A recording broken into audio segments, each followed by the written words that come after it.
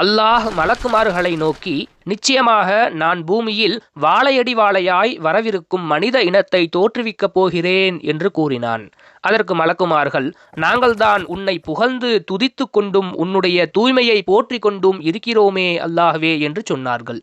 அதற்கு அல்லாஹ், நீங்கள் அறியாதவற்றையெல்லாம் நிச்சயமாக நான் அறிவேன் என்று கூறினான். உலகத்தில் பல்வேறு இடங்களில் இருந்து பல வகையான மண் வகைகளை எடுத்து அல்லாஹ் நபி ஆதம் அலைஹிஸ்ஸலாம் அவர்களை முதல் மனிதனை படைத்தான். அல்லாஹ் தன்னுடைய ரூஹை நபி ஆதம் அலைஹிஸ்ஸலாம் அவர்களுக்குள் ஊதினான். ஆதம் அலைஹிஸ்ஸலாம் அவர்கள் உயிர் பெற்று எழுந்தார்கள். ஆதம் அலைஹிஸ்ஸலாம் அவர்களுக்கு அல்லாஹ் எல்லா பொருட்களின் பெயர்களையும் கற்றுக் கொடுத்தான். பிறகு மலக்குமார்களை நோக்கி, நீங்கள் உங்களுடைய கூற்றில் உண்மையாளர்களாக இருந்தால் இவற்றின் பெயர்களை எனக்கு தெரிவியுங்கள் என்று அல்லாஹ் சொன்னான். அதற்கு மலக்குமார்கள், இறைவா, நீயே தூயவன், நீ எங்களுக்கு கற்றுக் கொடுத்தவைகளை தவிர வேறு எந்த அறிவும் எங்களுக்கு இல்லை, நிச்சயமாக நீயே நன்கு அறிந்தவன் ஆவாய் என மலக்குமார்கள் கூறினார்கள்.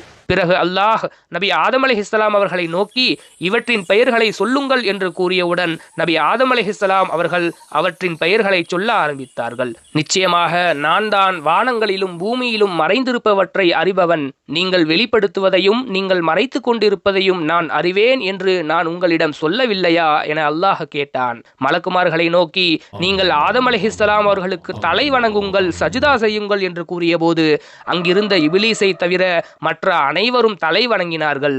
இபிலீஸ் மறுத்துவிட்டான், ஆணவம் கொண்டான், அல்லாஹ்வை மறுத்தவனாகவே மாறிவிட்டான். அல்லாஹ் இபிலீஸை நோக்கி, நான் உன்னை ஆதமுக்கு தலை வணங்கும்படி சஜிதா செய்யும்படி சொன்னபோது ஏன் நீ சஜிதா செய்யவில்லை? இதிலிருந்து யார் உன்னை தடுத்தது என்று கேட்டான். அதற்கு இபிலீஸ் பதில் சொன்னான், நான் அந்த மனிதரை விட சிறந்தவன். என்னை நீ நெருப்பால் படைத்தாய், ஆனால் அந்த மனிதரை நீ மண்ணால் படைத்தாய். மண்ணை விட நெருப்புதான் சிறந்தது, உயர்ந்தது என்று இபிலீஸ் சொன்னான். இதெல்லாம் சொர்க்கத்தில் நடந்த நிகழ்வுகளாகும். அல்லாஹ் இபிலீஸை நோக்கி, நீ இந்த சொர்க்கத்தை விட்டு வெளியேறிவிடு. ஆணவம் கொண்டு பெருமை அடிப்பவர்களுக்கு இங்கு இடமில்லை. நிச்சயமாக நீ இழிவானவன் என்று சொன்னான்.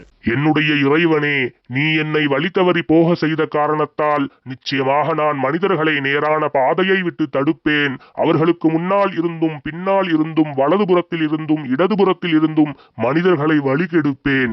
ஆனால் அவர்களில் தூய்மையான உன்னுடைய அடியார்களை என்னால் வழிகெடுக்க முடியாது என்பதாக அல்லாஹ்விற்கு முன் சபதம் எடுத்தான் இந்த இபிலீஸ். அதற்கு அல்லாஹ், உன்னை யாரெல்லாம் பின்பற்றுகிறார்களோ அவர்கள் எல்லாம் நரகத்திற்கு தான் செல்வார்கள்.